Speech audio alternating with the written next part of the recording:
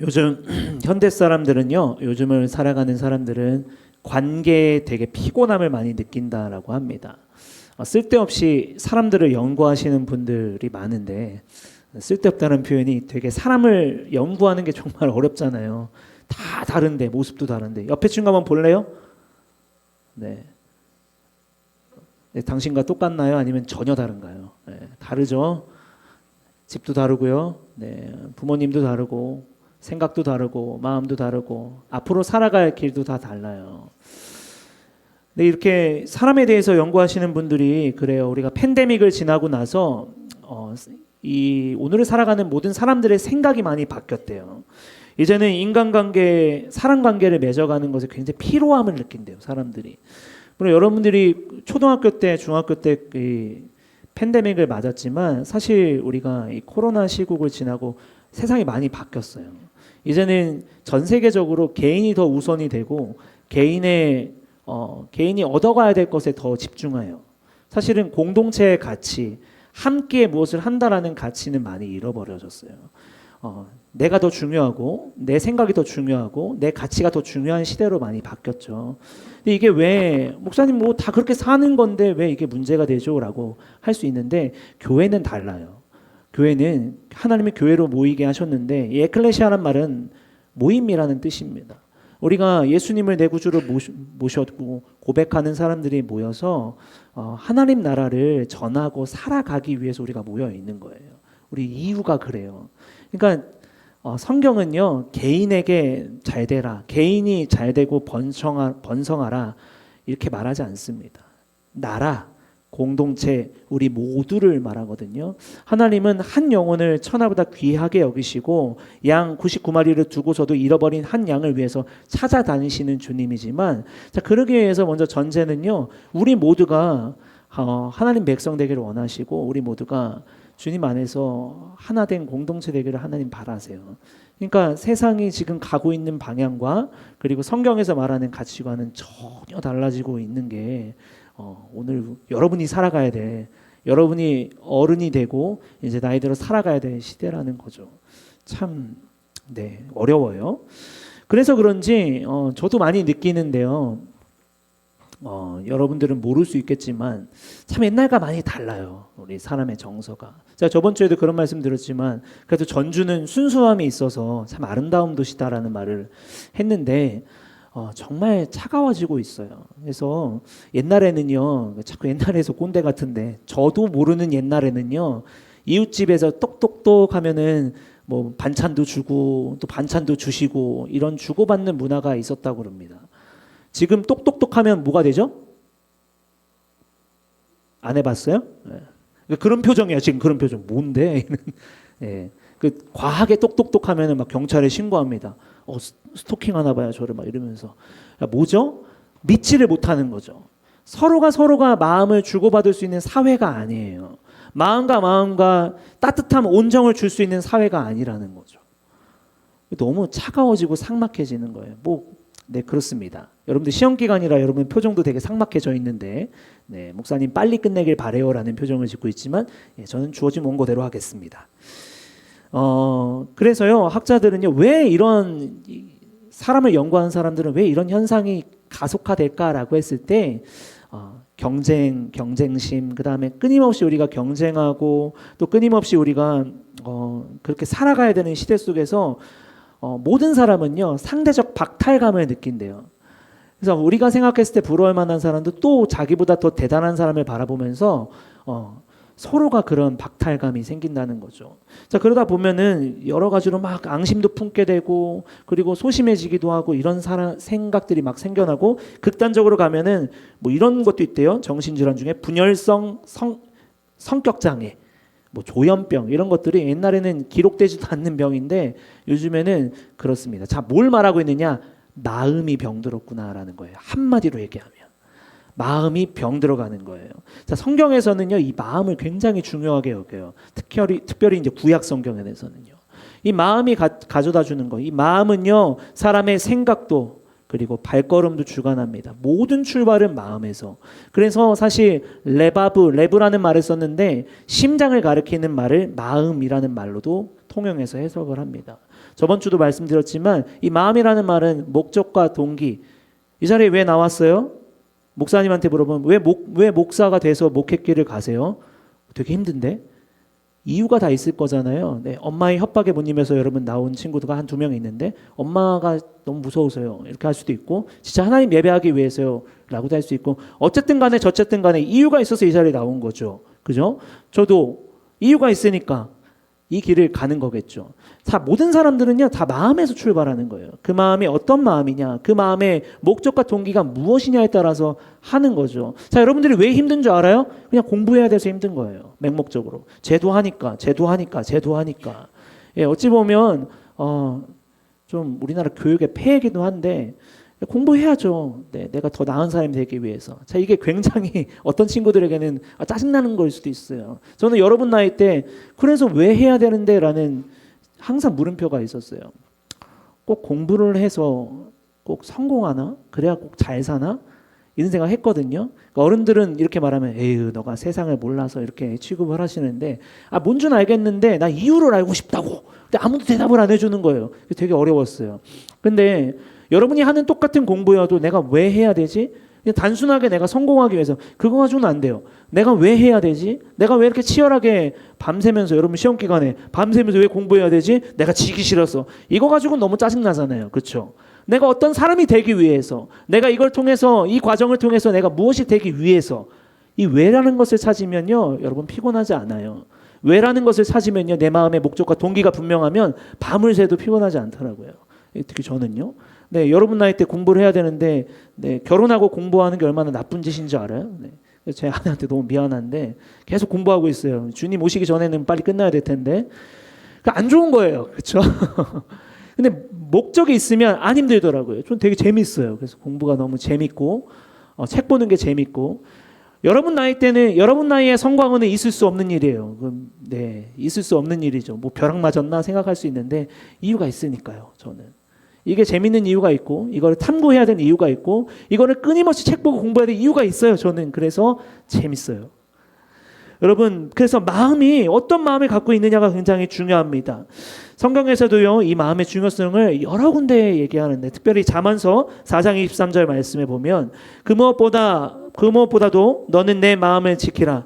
그 마음이 바로 생명의 근원이기 때문이다 라고 했습니다. 이 마음 여기서 말하는 이 마음은요 굉장히 포괄적인 개념이에요. 우리의 뭐 생각도 될 수 있고 중심도 될 수 있고 지성도 될 수 있고 의지도 될 수 있고 감정도 될 수 있고 그리고 하나님을 향한 내 마음과 목적과 의도가 될 수 있어요. 근데 그 마음을 지키지 않으면 생명을 잃어버린다고 할 정도로 이 마음이 굉장히 중요하다는 거예요. 요즘 세상 사람들이 왜 이렇게 힘들어할까요? 마음이 병들어서 그래요. 나 누구지? 나 왜 이렇게 살아야 되지? 나 뭐 때문에 살아야 되지? 나 왜 이렇게 살아야 되지? 심지어 예수 믿는 크리스찬이라고 하는 사람들도 힘들어하는 사람도 너무 많아요. 나 뭐지? 내가 믿는 게 뭐지? 나는 누구지? 여러분 꼭 기억해야 돼요. 이 마음을 지켜야 됩니다. 이 마음이 무너지면 다 무너지는 거예요. 이 마음이 곧 우리의 생명의 근원되기 때문에 이 마음이 주님 안에서 건강하고 주님 안에서 늘 내가 누구이며 어떻게 살아야 되며를 인식하며 이 마음을 예수 그리스도 안에서 순수하게 지킬 수 있는 저와 여러분 되기를 간절히 바랍니다. 다윗은요 우리가 지난주에 살펴봤지만 굉장히 그 마음에서부터 하나님을 사랑하는 사람이었어요. 그래서 법궤가 언약궤가 들어오는데 너무 기뻤죠. 다윗은 왕으로서 있는 게 아니라 예배자로서 하나님을 예배했어요. 내가 왕의 권위를 가지고 내가 왕이야라는 그런 의식을 갖지 않았어요. 나는 하나님의 자녀요. 나는 한 사람의 예배자지라는 생각으로 하나님을 기쁘게 예배했죠. 찬양단을 구성했고요. 그들에게 구별된 옷을 입혀줬어요. 그것은 우리가 하나님 앞에 거룩히 가야 된다라는 것을 상징하죠. 나는 구별된 존재야. 나는 하나님 앞에 구별되어 하나님은 거룩하시니 우리도 구별된 마음으로 하나님 앞에 하나님을 진짜 리스펙 해드리며 우리가 하나님 예배하는 것이라는 마음으로 나아갔죠. 왕으로서의 체면을 가지고 나 이런 권력을 가진 사람이야가 아니라 나는 한 사람의 예배자다라는 겸손한 다윗의 모습을 보게 되었습니다. 자, 오늘 본문도 마찬가지예요. 다윗은 자신이 너무 화려한 집에서 살고 있음을 알았어요. 백향목으로 만든 왕궁에 살면서 한편 언약궤를 갖고 왔지만 그 언약궤가 그냥 장막 안에 천막으로 대충 이렇게 만들어 놓은 임시 거처에 있는 것을 보면서 내가 하나님을 이렇게 모시면 안 되는데 라는 생각을 했습니다. 자, 그래서 오늘 1절과 2절 말씀 같이 읽을까요? 다윗은 자기의 왕궁에 살 때에 예언자 나단에게 말하였다. 나는 백향목 왕궁에 살고 있는데 주님의 언약궤는 아직도 휘장 밑에 있습니다. 나단이 다윗에게 말하였다. 하나님께서 임금과 함께 계시니 무슨 일이든지 계획하신 대로 하십시오. 자, 백향목은 이 당시에 가장 최고급으로 여기는 나무 목재였다라고 합니다. 왕이 사는 곳이니까 당연히 제일 좋은 재료로 그 건물을 건축했을 거예요. 근데 다윗의 마음에 너무 마음이 안 좋았어요.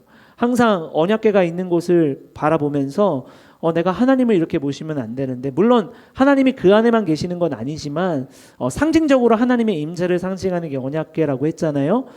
하나님을 이렇게 나는 좋은 집에 살면서 하나님을 이렇게 모시면 안 돼라는 마음이 있었던 거죠. 혹시 여기 있는 친구들 중에서 선생님들 포함해서 이렇게 생각할 수 있는 사람이 있어요? 저 되게 반성하게 돼요. 예, 하나님 이렇게 모시면 안 되는데 우리 보통 그렇게 신앙생활 안 합니다. 하나님 내게 주실 은혜를 기도합니다. 하나님 내가 너무 힘들어요 라고 말하지, 하나님을 내가 어떻게 섬겨야 되지? 하나님을 내가 어떻게 공경해 드려야 되지? 하나님을 어떻게 내가 인정하고 하나님 어떻게 해야 되지? 이렇게 생각 안 하거든요. 다윗의 마음이 참 이쁘죠. 하나님 보셨을 때 그 마음부터 하나님 너무 사랑하는 거예요. 자, 그래서 다윗이 마음을 먹어요. 그냥 이 휘장은 텐트인데요. 텐트. 그냥 텐트처럼 이렇게 그냥 대충 이렇게 해놓은 거예요. 하나님의 언약궤를 이렇게 모시면 안 된다. 왕궁보다 훨씬 더 화려하고 더 멋지게 하나님의 성전을 지어야겠다. 아직 성전이 없어요. 하나님의 예배하고 하나님의 지성소가 있는 궤가 모셔져 있는 성전이 없는데 그 마음을 가져서, 그래서 나단 선지자한테 물어봐요. 하나님의 성전을 짓기를 원합니다. 하나님 어떻게 생각하세요? 자, 이렇게 물어보면 하나님이 그래 고마워 하면서 이제 딱 이렇게 돼야 되는데, 하나님이 놀랍게도 이렇게 말씀하세요. 오늘 4절과 5절 말씀입니다. 너는 내 종 다윗에게 가서 전하여라. 나 주가 말한다. 내가 살 집을 내가 지어서는 안 된다. 내가 이스라엘을 이끌어낸 날로부터 오늘까지 나는 어떤 집에서도 살지 아니하고 이 장막에서 저 장막으로, 이 성막에서 저 성막으로 옮겨 다니며 지냈다. 하나님께서는 다윗에게 너는 내 집을 지어서는 안 돼. 성전을 짓지 말어 라고 말하고 있습니다. 내가 하나님께 감동되어서 내가 하나님을 잘 이렇게 예배하고 하나님을 잘 모시기 위해서 성전 지으려고 그러는데 하나님 하지 말래요. 여러분들, 내 친구한테 내가 뭐 선물을 줬어요. 예쁜 선물을 줬는데, 그래도 내가 가진 용돈에서 그래도 꽤 값어치가 있는 선물을 줬는데 그 친구가 아니 나한테 주지 마. 왜? 나 받기 싫어. 이러면 기분이 어때요? 좋아요? 그냥 내가 쓰면 그만이니까? 합리적인 생각을 하는 사람이 있어요. 근데 내가 쓰지 못하는 거예요. 그 친구만 쓸 수 있어서 내가 마음을 다해서 내가 돈을 들였어. 체감이 안 오네. 우리 그러면 연애를 한다고 생각해 봅시다. 남녀 사이에. 연애 안 해봤죠? 네, 다 모태솔로죠? 그렇습니다. 네. 우리 내가 여자친구한테 내가 마음을 다해서 줬어, 뭔가를. 근데 여자친구가 너무 싫어. 뭐 이런 걸 했어. 이렇게 한다고 해봐요. 우리 동지 여러분 어떨까요? 대소가 어때? 그 마음이 어때? 왜요? 네, 대단합니다. 자, 그럼 반대로 얘기할까요? 우리 여성 동지 여러분 어떻습니까? 내가 줬어요. 내가 마음을 다해서 내가 남자친구를 생각해 줬어. 근데 그 남자친구가 이런 거 왜 했어? 난 마음에 안 드는데. 이런 내색을, 우리 또 남자들은 소심해서 말을 못해요. 근데 뭔가 내가 봐도 뭔가 찝찝해. 그럼 기분이 좋아요, 나빠요?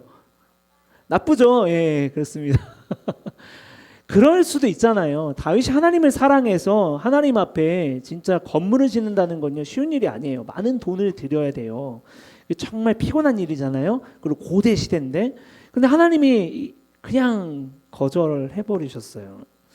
근데 다윗이 참 위대한 건요, 그걸 바로 수긍을 하더라라는 것이에요. 자, 하나님이 거절한 이유는 분명해요. 22장 8절 말씀에 하나님이 왜 다윗에게 성전을 건축하는 것을 하지 말아야 되는지에 대해서 말씀하는데 이렇게 말합니다. 그러나 주님께서 나에게 말씀하셨다. 너는 많은 피를 흘려가며 큰 전쟁을 치렀으니 나의 이름을 위하여 성전을 건축할 수 없다. 너는 내 앞에서 많은 피를 땅에 흘렸기 때문이다. 자, 하나님의 성전은요, 거룩해야 돼요. 거룩성이 있죠. 하나님 거룩하시니까 그렇죠. 근데 다윗은 지금까지 너무 많은 전쟁을 해 오면서 많은 피를 흘렸다라는 거예요. 그래서 뭐 뒤에도 나오겠지만 이제 그의 아들 솔로몬이 이제 다 짓게 되는데, 자, 다윗이 위대한 건요, 거기서 그냥 하나님 앞에 삐져가지고 에이 그냥 됐어라고 한 게 아니라 그 아들 솔로몬은 행했지만 그 모든 과정과 준비를 다윗이 다 했어요. 나는 지을 수 없는 거지만 내 아들이 이어서 이 일을 했으면 좋겠다 싶어서 그 모든 과정을 다 했죠. 자, 오늘 이 본문에서요, 하나님이 거절하셨지만 중요한 맥락이 있어요. 뭐냐면 나는 어떤 집에도 살지 아니하고 이 장막에서 저 장막으로, 이 성막에서 저 성막으로 옮겨 다녔다라고 말하고 있습니다. 자, 그래서 핵심은 명확해요. 하나님은 어떤 공간에만 계시는 분이 아니에요. 자, 우리에게 적용해 볼까요? 이제 예수님께서 부활하시고 승천하셔서 약속하신 성령을 보내주셔서 여러분들이 어느 자리 어느 곳에도 하나님과 교제할 수 있고 하나님을 예배할 수 있습니다. 그럼 우리 왜 모였죠?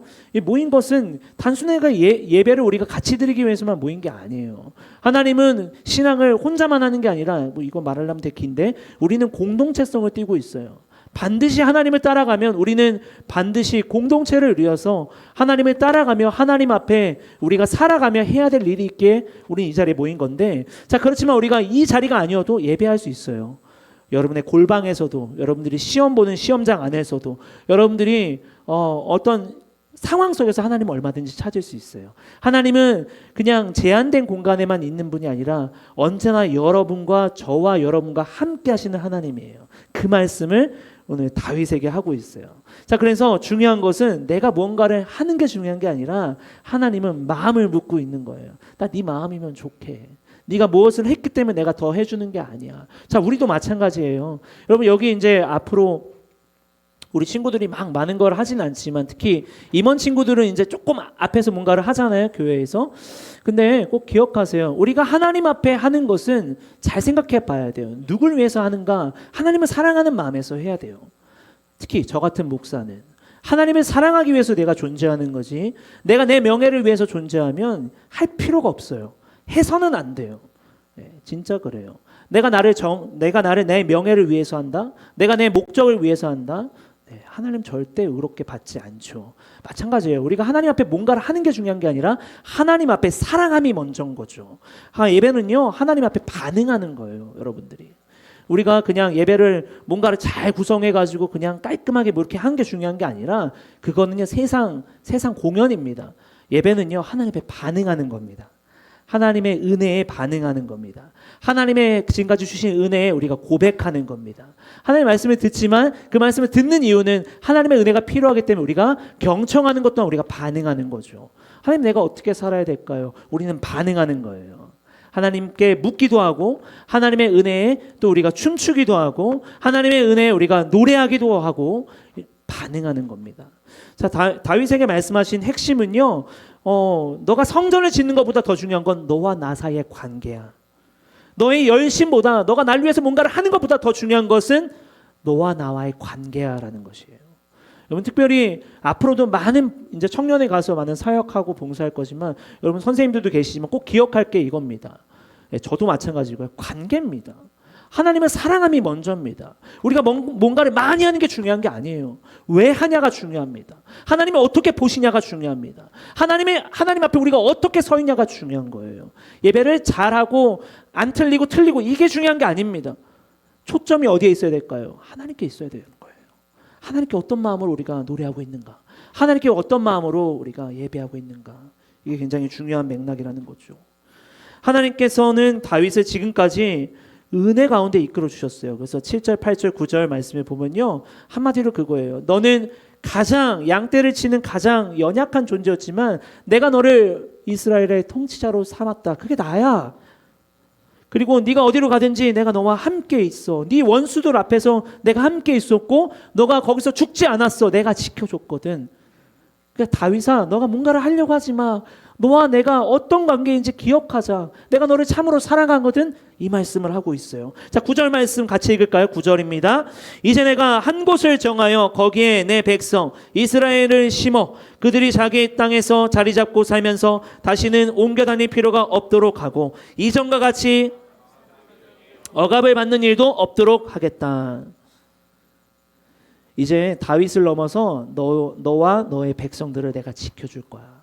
너희가 이제 더 이상 텐트 치면서 돌아다니면서 집 없이 유랑하는 사람들이 아니야. 이제는 너희가 이 나라에서 있을 것이고 이곳에서 나의 보호 속에서 너희가 있을 거야 라는 약속을 해주십니다. 자, 이게 꼭 기억하세요. 뭐 지나가더라도 나중에라도 기억해야 되는데 나단의 신탁인 거예요. 다윗에게 다시 약속을 맺어주신 거예요. 다윗의 언약. 이스라엘 백성들에게는요, 이 말씀이 굉장히 중요했어요. 사무엘하 7장에도 나오는 말씀인데요. 나라가 망하기도 하고 또 흩어져서 디아스포라가 되어서 포로가 되고 집을 잃기도 했잖아요. 근데 이스라엘 백성들이 지금도 이스라엘은 존재하죠. 이들이 왜 무너지지 않고 나라 없이도 이 민족이 살아갈 수 있었느냐? 이 말씀이 굉장히 중요했기 때문에 그래요. 이들에게는. 왜냐? 하나님이 우리를 지켜주신대. 다윗의 후손인 우리를 하나님은 지켜주신다고 했어 라고 말합니다. 나단의 신탁, 이 신앙이 굉장히 중요하죠. 이 세상에서 위대한 사람들의 이름과 같이 빛나게 해주겠다. 그들이 자기의 땅에서 자리 잡고 살면서 다시 옮겨 다닐 필요가 없도록 이전과 같이 악한 사람들에게 억압받는 일도 없도록 하겠다. 그리고 10절 말씀에 이렇게 말씀해요. 이전에 내가 내 백성 이스라엘에게 사사들을 세워준 때와 달리 내가 내 모든 적을 굴복시키겠다. 그뿐만 아니라 나 주가 내 집안의 한 왕조로 세우겠다는 것을 이제 내가 내게 선언한다. 하나님의 약속은 대대손손 이어지는 위로였고 그리고 또 다시 일어날 수 있는 힘이었어요. 12절 말씀에 바로 그가 내게 집을 지어줄 것이며 나는 그의 왕위를 영원토록 튼튼하게 해주겠다. 자, 그러면 우리에게 이 말씀이 무슨 의미냐라고 생각할 수 있잖아요. 저기 이스라엘 사람들이나 의미가 있지. 아닙니다. 이것은 언제 완성되고 약속이 지켜지느냐? 예수님을 보내주심으로. 이것은 예수 그리스도에 대한 약속이에요. 그리고 여러분들한테 다 설명할 수 없지만 하나님 나라, 무너지지 않는 영원한 하나님 나라, 하나님이 통치하시고 하나님이 다스려 주시고 하나님이 함께 하시는 그 나라, 우리 눈에 보이지 않는 나라지만 우리는 그 안에 백성, 그 안에 우리는 권속 가족이죠. 그 나라를 예수님을 보내주심으로써 약속을 지켜주셨고 다시 예수님이 오심으로써 완성하실 겁니다. 하나님께서는요 영원히 함께 하시겠다라고 약속합니다. 이 말씀은 다윗뿐만이 아니라 저와 여러분에게도 동일한 약속입니다. 예수 그리스도를 내 구주로 믿는다면 하나님이 다윗에게 해주셨던 이 약속이 우리에게도 적용이 되는 약속이에요. 하나님 영원히 함께 하시겠대요. 우리와 함께 하시겠다라고 했습니다. 하나님은 눈에 보이지 않지만 그러나 철저히 다윗에게 말씀합니다. 너와 나는 가까운 사이야. 내가 너를 참으로 사랑한다 라고 하나님께서는 말씀하십니다. 우리는 하나님을 위해서 무엇을 하는 것이 먼저가 아니라 하나님 앞에 우리가 더 사랑하기에 애써야 되는구나 라는 것을 여기서 우리가 교훈해 볼 수 있습니다. 자, 그럼 한 가지 질문이 저는 들더라고요. 이 말씀을 묵상하고 설교 준비를 하면서요. 왜 다윗이었을까? 다른 사람일 수도 있잖아요. 왜 다윗이었을까?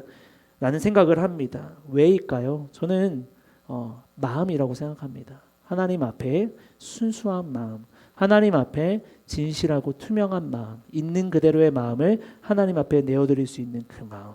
다윗은 자신의 영광을 위해서 구하지 않습니다. 나 잘되게 해주세요. 내가 왕이니까 내 왕권을 굳건하게 해주세요. 내 나라에 뭘 해주세요라고 하나도 구하지 않습니다. 하나님을 위해서 살길 원하고 하나님 어떻게 내가 해야 될까요? 하나님께 내가 어떻게 해야 될까요를 물었던 사람이 다윗이죠. 그래서 오늘 이 말씀을 듣고 다윗이 이렇게 반응합니다. 16절과 17절 말씀 같이 읽을까요? 다윗 왕이 성막으로 들어가서 주님 앞에 꿇어앉아 이렇게 기도하였다. 주 하나님, 내가 누구이며 내 집안이 무엇이기에 주님께서 이러한 나를 이러한 자리에까지 오르게 해주셨습니까? 하나님, 그런데도 주님께서는 이것도 오히려 부족하게 여기시고 주님의 종의 집안에 있을 먼 장래일까지 말씀해 주셨습니다. 주 하나님, 주님께서는 나를 존귀하게 만드셨습니다. 여러분, 이게 제3자 입장에서 보면 한 나라의 왕이면서 이렇게 비굴해라고 생각할 수 있습니다. 그러나 다윗은 왕으로서가 아니라 주님의 자녀로서, 예배자로서 주님 앞에 섰어요. 내가 무엇인데, 내가 뭐 어떤 위치에 있는데, 여러분 나중에 살면은 다 그게 두드러지게 나오거든요. 내가 어떤 반열에 있는데, 내가 얼마나 유명한 사람인 줄 알아요? 하나님 앞에서는 아무짝에 쓸모없는 거 아세요? 우리는, 사람은요, 저 사람이 어느 대학 나왔대, 어디 나왔대, 뭐 어떻게 한대, 중요하죠. 네. 그런데 하나님 입장에서는 아무것도 중요하지 않아요. 하나님은 다 똑같아요. 하나님 앞에, 그래서 다윗은 그것을 깨달았던 거예요. 내가 사람들 위에 서 있는 왕으로서가 아니라 나는 그냥 한낱 예배자 한 사람에 불과하지. 하나님 그 마음을 본 거예요. 그 높은 위치에 있으면서도 자신을 위해서 구하지 않고 자신을 위해서 뭔가를 유익을 구하지 않는 다윗의 모습. 그래서 그 다윗의 왕조를 통해서, 다윗의 후손을 통해서 하나님은 언약하시고 약속하시는 겁니다. 이 말씀이 우리에게 다소 멀게 느껴질 수 있습니다. 그러나 우리가 잊지 말아야 될 것은 하나님 앞에 진실한 마음으로 다가가야 된다라는 말을 우리가 교훈해 볼 수 있습니다. 여러분, 이 자리에 왜 나오셨어요? 우리는 무엇을 위해 살고 있어요? 우리는 이 자리에 나와서 어떤 마음으로 주님을 바라보고 있는가? 우리는 돌아봐야 됩니다. 무엇을 위해 공부하세요? 무엇을 위해 살아갈 거예요? 무엇을 위해서 그 목표를 세우고 있나요? 누굴 위해서? 무엇을 위해서? 왜 우리는 오늘 존재하나요? 예수님 안에서 그 대답을 찾고 발견할 수 있기를 주님의 이름으로 간절히 축복합니다. 시편 52편 6절에 다윗은 이렇게 고백해요. 마음속의 진실을 기뻐하시는 주님, 제 마음 깊은 곳에 주님의 지혜를 가르쳐 주셨습니다. 마음이 얼마나 소중한지를 알았던 다윗의 고백을 우리가 기억하면서 저와 여러분이 그 어떤 것보다도 가장 소중한 그 마음, 하나님을 향한 마음, 여러분들의 심령, 여러분들의 마음을 굳건하게 그 말씀과 주님의 은혜 가운데 지켜지면서 순수히 하나님을 사랑하고 더 사랑할 수 있는 우리 모두가 됐으면 좋겠습니다. 그와 같은 저와 여러분 되기를 주님의 이름으로 간절히 축원드립니다.